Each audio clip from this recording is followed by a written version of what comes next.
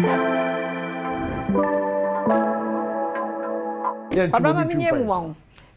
when impedifo into us, so media fear. Oh my goodness, Charlie. This country, sometimes when you wake up and then you are coming to do this service to God,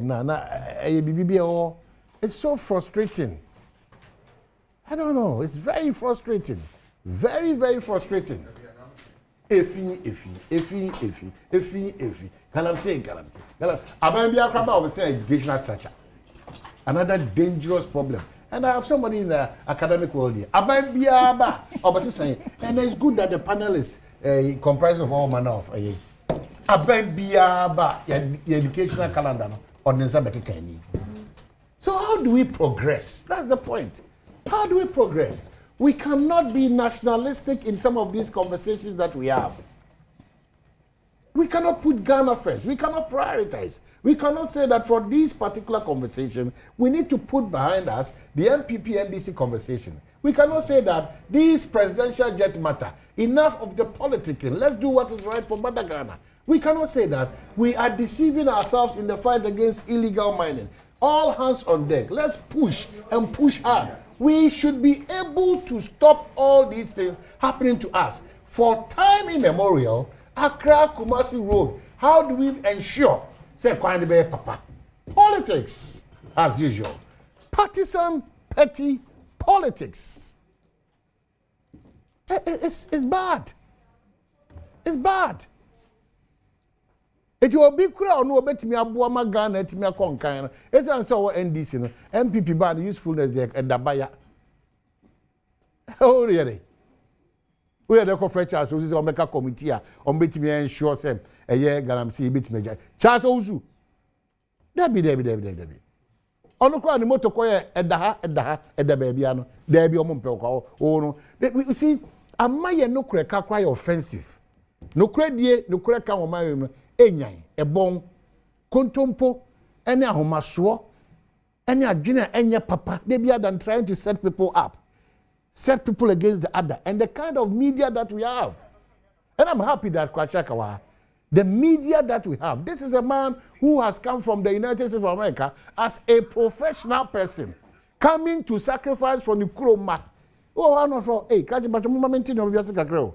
Because me see school ni hospital ni you know but I say Ghana mo ntisa na mana sia na say that why you kwa my 20 my 40 my 25 my 100 my 150 ye renyam ye ba of esa na na de nam sa o man ya obi sorry a na djuma o ye nyina say he walks around destroying people's name, misrepresenting people's names and getting paid for it. A bunch of sycophants. How? And I'm surprised. When they are in opposition, the things they say, when they get power, it's a different matter altogether. All of them. You won't be power. If you are trying to draw the attention to maybe a defects are all drawn attention to no man abetiso. Oh, aqua, I'll be assuming, only in this country. Who now basum ye no ye mom no ye dia ayamhihie ene ehun e de somo e ba ministers bi na ko baka so mo na wiem mo we know you ye no ya ko suku ya o si uti na o hye bia na ye hye o onyame ba ko na nyina sum no you are coming to serve us, not us to serve you. Omo kasa baka so mo nyun sompo. What country is this? Now, Obia no Bia is here, Kukotakusia, no, but as a chenchen, a classic gamai, gangeria. Minister? A man see crash phone call on M1. What out to phone a mumu badiza. Shena a crash any potem puntu uncono. What did be able to come? A man forgets or the geomosa or a man see crash. First point of call. What is this? For how long can we keep talking like this? They be anti-man yourself from the Tramon Puakramonte. Say, as young as those days, Kwachaka Mr. Me we school 1989 form 5 no. Akra Kumasi me mama di me free Kumasi abesia komo of our tema.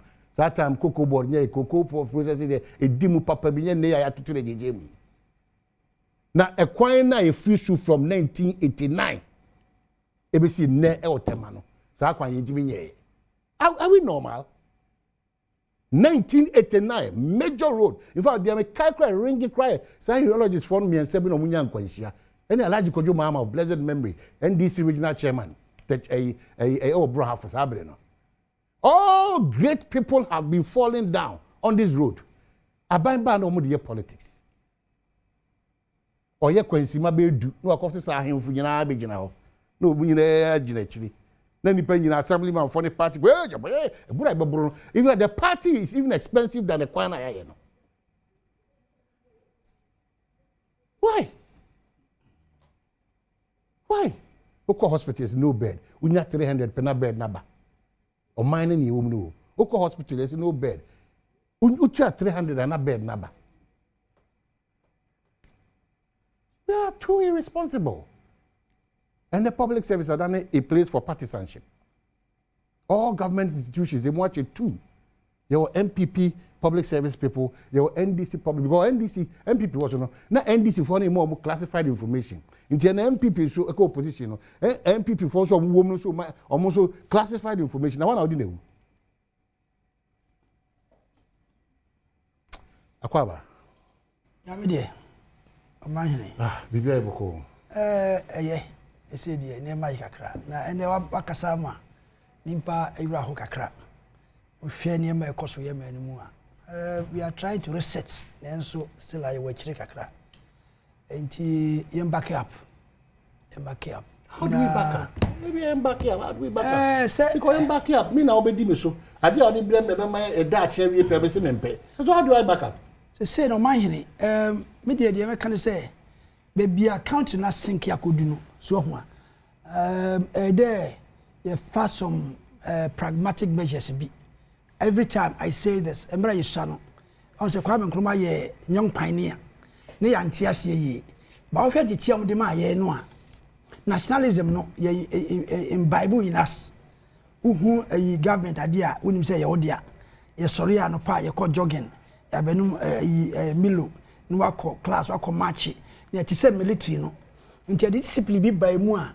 na those ne yesuro ade kakra yesuro abanya de me dem hwe asese be ya sink ya godu we have to get something like that emri bi na me ba ha me ka say yemma youth ni nko military obia nko military training anza na me ka especially national service as my tisa fie de binim call which is very good every Ghanaian be owie school be dey call for 6 months at least Ghana said that the military no there's some sort of discipline or what say ma nimpa no quantity mu a ebeboy kakra the anya sa na de etie na government bia ba no ka so opre na wa ye niam yi a ebi hwe wure ye a how do we change our mind and which government can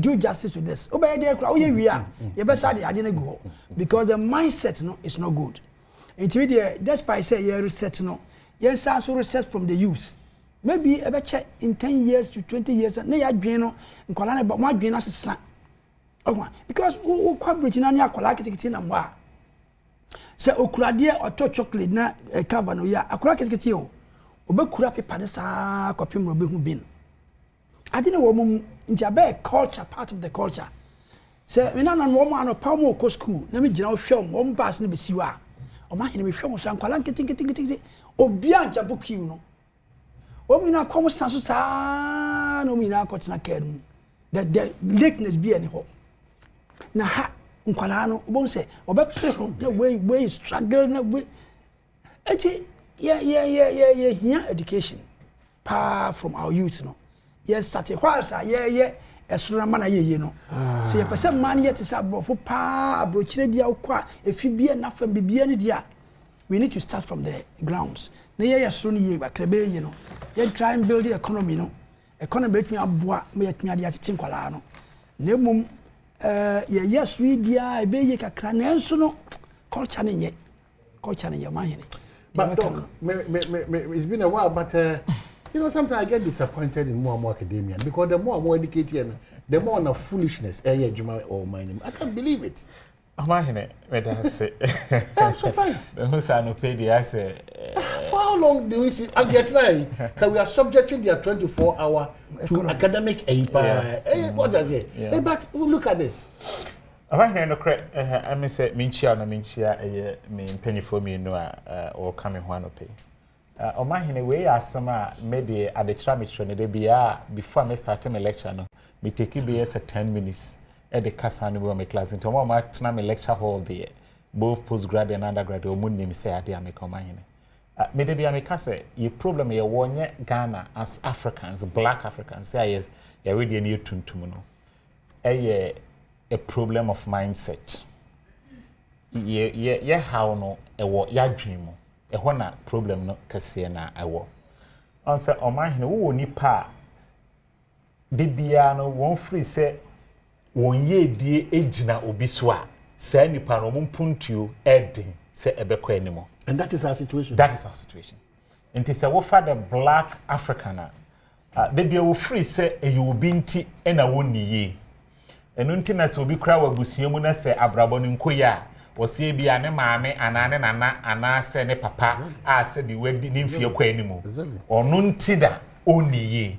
Nti as black people no de biano ye responsibility I wasn't ye taking it up na ye to me to one amono ye pia e de kose obi enu nti na se wo ba eye amanyo semu a se wo for man Ghana de bia ye koto aba e di abufuo etu aban efiri se ye free se eyo mampanyi bi nti na amaye ni na ya na bibisa a question bi na e de bia bisa ne nipa bebre na asre me say menyi bibiri yo mahene but kakra me hu nti na me de bia bisa sakwa me say ye wo enipa bi a nipa suo bi emema ne ma bi a sebi mpredu asa omo na wo de ye from politicians ne ma ye as a country ana say ye wo ma bi ase ma we mu omo na ye wo politicians ye wo ma bi ase omo na ne ma bi sia e betu na ye wo politicians ana the politicians ne nipa omo free ya ye mu e na aba it is omo free ya mu na aba de a na say over the years no maybe who JJ Rawlings maybe who President Kofo maybe who the late President John Evans Atta Mills maybe who Yewura John Dramani Mahama first part and maybe who Yewura Kufuado eso de and yasabe who Yewura John Dramani Mahama the second part next still na Ghana for free sense sa ye hwehwe no ye nya ye de a the problem goes beyond political leadership.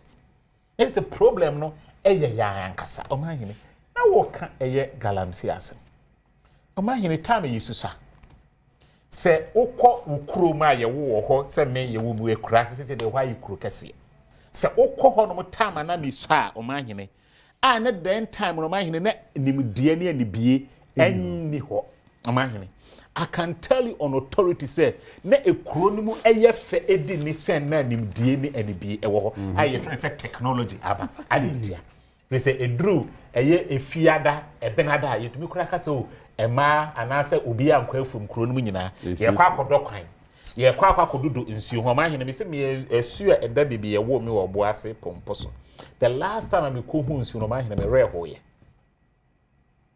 tese aye tan tese enwura afu abunkam so ma hene me kase me so a menyi mofra bremu no me hu se asuo no na ho kura afu da so that is the kind of mentality ya build as o mine. O mine me uti we send na we na mo yi bibi wa ha no mo se. Se ka akwa akobo ho. Enipa ewo ka ni. Nipa ka ni mo. Aduane egu ka ni. Enso nipa na wo ka ni ye gya won ho. Ye yi aduane ni se nipa ni mu. It clearly tells us that there's something wrong with us psychologically. So enti I say we are in a generation o mine me. Sika ene ahonyade abedi anim enu nti no first no na komanye no tie kurase na se oba ewo a enkabia se bosome ba kokosi miensa de ensuo de nsuo nko bi da omo no mutie kurase no ekuro mu ho nyina de ko nsuo ama no efufuo ekuro mu ho nyina de pa de kuma awo ama enti de enta na sika ni ho but the nam sa communalism na ewo ho ninti no sa community no na ewo ho ninti no ma hene na sa ahokyere ya na yehu ne nei no na ewo ho tetene kyen ne bremu enso nam sa odo ene adwempa ne ye de krakra yehu nti no ma hene obi kura betumi afa wafuom se bode ene bia ne bode ma ye obetumi atwa bi oduru ho ano de afa ofi ache so ma hene me na me pe bode na me bode ma me duro na bode nyini mi metia apem me yensa a me de kwa kofofo ma hene enya ade a wo bekasa enam saa de we nti no na saa ahokyere na ewo ho na esen ne mpodie no na yenhye de hu na de ne yehu o ma hene ena wontumi nkoye saa wanhwe kora nipa no do bekwa court ame ya chewato ento ma hene se wo bisamia teacher for de ya famu de be ne betumi aye na emom se enipa na nkasa enya adwensakra se wo mo besesa efri esu a wo mo wo mu ne wo mu timu de o ma hene teacher ni lecturer politician, president, whoever you are, said you as of 4 aircraft near a bros and a crowd, they say as of 4 Ghana, a say as of 4 more in the 90s, and to add into a bonnet after crowd economy which I'm facing.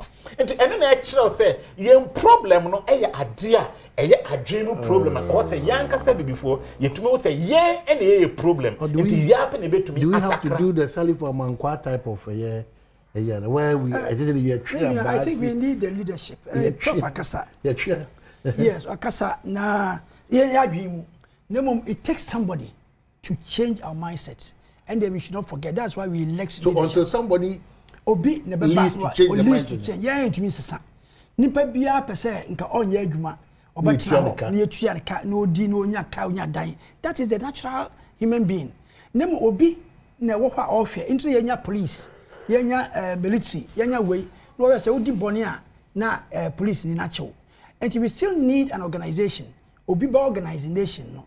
Ofia China was no country because those the Kwame Nkrumah on no plead China in the United Nations. Because China was nothing, yesusa no.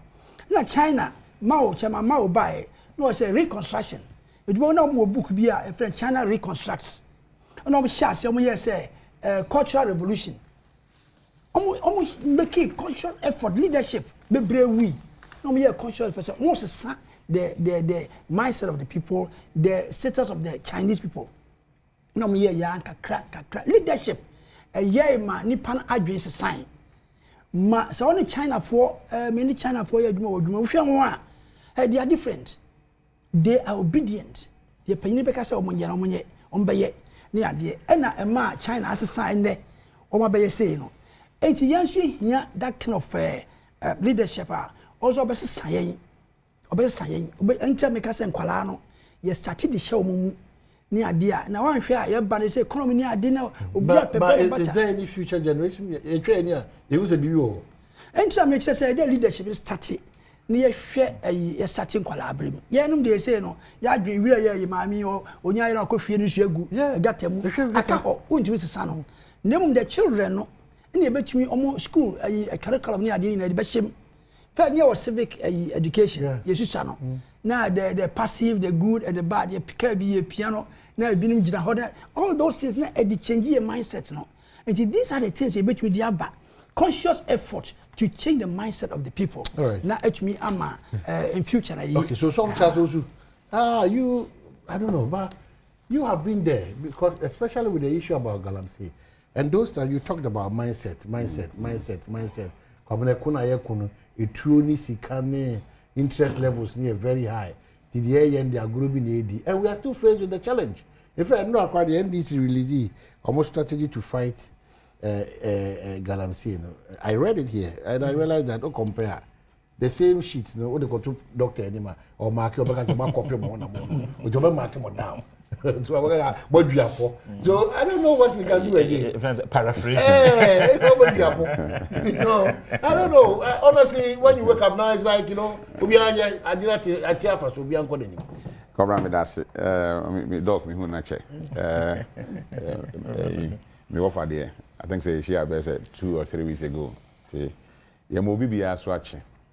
One hour hwe in fact answer na make asa no enrana enkransaman nana kwamba for so and 9 enkransaman hene etena adwam ma yedi na wotweda nana nkobia hene na na besom oman yi pa wasan som enkransa ntankunya enti yama busua ene nkransa man nyina yakọ kwabra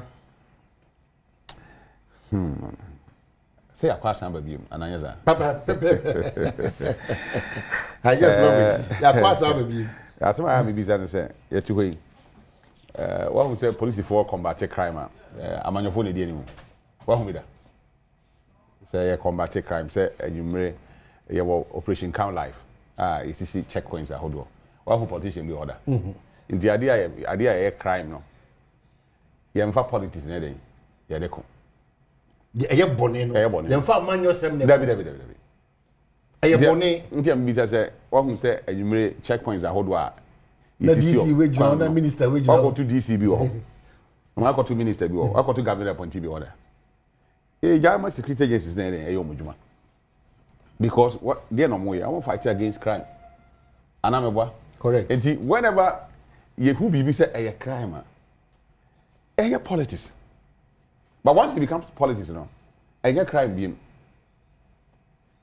because the internet will be away yet toba in fact galam say yen can say I'm starting sebi na anu adabe bosu mi nsia ni start here the first task force yenya yera mills na etie otie no niema kokko se ya na afi na ya change nkofo ne yi na ekwa na enti se ya yehu ni nei yera mahama bae obeto aso mfie 9 wantime ntu ase yera kufa do bae mfie nwotwe afi de kwa na pija ni mu kese. And then we had a proposal from Amanyuku, which is the NDC. So, Galamsey kumu na moto abamaya ye betumi etu adenase. Nti monto abamfama yen. Ananya sa. Correct. Ye de tumi ya shawunze. Nti why are we discussing it? As I said by this time here ka say see entu ase kura wi ya nkai den ka abre ne ho ase. Ba kwabra fi kwa na pija ni mu. Because I am on yourself. Enye mra ne de. David I am on yourself ne how am on yourself ya. Yen try say you be bo aban ba so da o say we a oppositioner unti what be that bibi o baby anye doko how on the economists until on the bit makana minim whether it's Ato is doing right or wrong but Ato forcing the leadership now as the finance minister it is clear within the government. I don't mean obi kasa me money di na say na chale da mo nya dey say hey masa ato ma ho kwan mo obi anya dey ene ope na release his cry no I did cause just I say he's doing whatever they so you bia but untimi mfa wo pe enye abra ato eden e ma ho kwan because sika no ho dey eden e be free aba sika no ye ready dia mfa ho eden enkonko sha de cry obese wo yum enti leadership say me nua no mienu nyina aka no agya bia ofia said the agya no tie no saa na ne maye den etie nti wobetima kokuru bim yetim ka say efie we mu de ye nware ho efi so mu ni tete pa kwara on dibira bebe nti aye leadership say ye adwen say bibi wo ha be na oman we mu a ade ne ntimi ye komra me pa cho say external aggression bi ba oman yi so a abanyoni be na o shana ay kan say bulletproof o dey nemu asrafo na eko and areas now I'm say on how many areas intimate take you intimate contia because I am myself so the problem with specific that I'm saying amanyosem yanku yi me say ewura Kofi Amabo abeka say task force no mate secretariat in the task force nya ebeba secretariat no na mani age the reason is that the name near Galam stop intermediate Syria hwan e de ben na ameboa yan disi bai changes no wa hibim obehu na obi free ha onso the task force obi free ha task force obi free ha this year make kan bibi o graphic him police task force akoshia minus okumase dokwa and omo kwa omo educate you omo chire omo adwuma omo babe and yana Roberts ni for no yango shi omo because obi o lease or legally or lease no or adwuma enye police adwuma ye wo minerals commission wo ha omo na se omo di mine na chi hwese even though wo lease area ma so timi mine na mom law no mra na ya fa mine ho no di super paper na come so what you say sir I hear police asem but the only krata or the year juma and now the all krata all year juma so on family kwa so nya juma no yeah we appropriate institution I say dealing with those people. Why do we have to go and meet people? Say a chiro the entire yaba any sama and then I ever chire Ghana ever chire nkofo say oh my new water body enya the papa you ever can chire nkofo say we the lunches don't go in mine. David, and to be fair, see, I am on your same area into the pampa nipana, Sani man, on go for no more because I'm involved in that criminality. My uncle, in MPP time, Nipa no more mining the door, no more MPP 4, and NDC time, or me NDC 4. That's it. And the reason why here, the previous government, because in fact, me kwa year before elections or a good wasa ekropon. Miyam shiri papa. Around there October how baby 2024. 2024.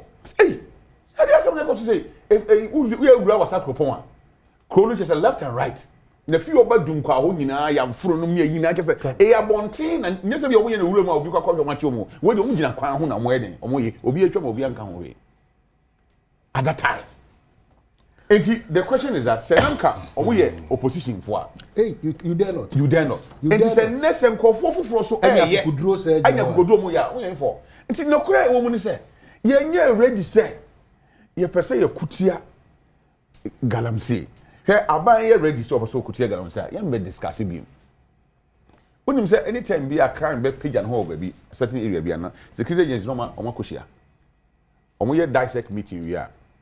Omo hia a Senate force na ya frɛ ndu na asojafo ate omogu krom ma me ma one example United States America some na yeken according to our records no Washington DC is like every day be a kum nipa every day nti na metie JD Vance vice president or say we check in a year about 250 people na yikum every year.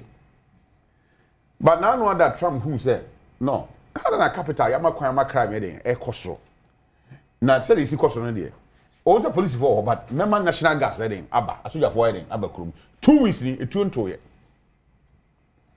anya politicians dey anymore 2 weeks ni etuonto ye woni mo nam krom keke omo make arrest omo nam krom keke but omo presence keke ai wo krom keke na adite criminals and so be dey omo be di bone enti obi can say money stop nonsense. To me, stop nonsense. Cobra, maka, who say you are Colzada aka, you are tornado aka. Ghana, you hear the about you hear Forest Protection Unit, a wing of the Ghana Armed Forces. I the Chief of Defence Staff, I say. Because the abo and this crack, Sepa, me, one must say intimate to Ghana, say, you are. CBS Japan. One of the first commander, Galam stop. First commander, a Vanguard anti-Galamsey no Vanguard no. On na danko kufa do pension. Ya appointee no a odi animu yedi kan. Enti otiase wakokobi. Yenya akono farmer security agencies na enkom, especially the Ghana Armed Forces. Na ye jihad mom na president mom mandate say CDS, I am giving you 6 months. This is my word. Public will be who. Within that 6 months, no, say Galamsey, but this will be a Galamsey baby. You will lose your job. Come now, the year say within 1 week, 2 weeks, or 3 weeks, no. You be who say anomaba, Kuraba could show himself what Galamsey baby. A simple thing. Say one word, no. Come you know what to say. I tell me anything. Now, no other sabi, you know what na ntokwa ye start ye na ye nwo ye akoso but previously no say ntokwa no page na mu pa ma na fe ye kunkuma school for ne no na ma e dey no mpani ye na o taxi Ghana forces for say make sure someone dey some give dem e be ba ho so who troops na call but you say discuss boku na say ye discuss boku na say so what are we waiting for ene boko men kasa asundua ba na mom as calmness bi nsuo atɔgu kakra ma ne wona na bɔne wo mutima da bia wo de sɛ yekum nipa abrase kakra enti mesreka ɛwom sɛ yenuanom na ɛyɛ mine me nkasa mine yɛ de bɔne because ebi ni mo hɔ nkra mine lands ɛna yɛ kan so no big companies na wo kuro we mu a bɔne o mu di no yɛ kan ne abɛka Ghana fo nko ahwasɛm wa wo kuro mi mi kuro so ni have Kenya so wa mo yɛ kɔ so enti and baby of will be about here discuss them. Into mining itself, Nankasano. I will say your tenancy, you do whom come ye. Now ye year man your same free ho, near the on my sem is siho. Now see a shiny Ghana beyond Yura John Dramani Mahama. Ghana beyond whoever is coming Yura Mahama. Now your dream or mine who are. And whom come ye no, Cobra? Ye bidding ye. Me, I never come by we buy or ye, I name it Depark, as I say. Your J purchasing of gold, no, a free. I'm on the phone. Say, oh yeah, Lebanese, oh yeah, foreigner, won't be metal gold, and free and pay you as wedding, and Franco. Now, my Nankasabe take a charge. Near Yahujuma. Then beyond that, and you say, I was a gold na yet on if we ever. That is the first question. See, I would say, sir, Benivose Jawa, near the Aswell.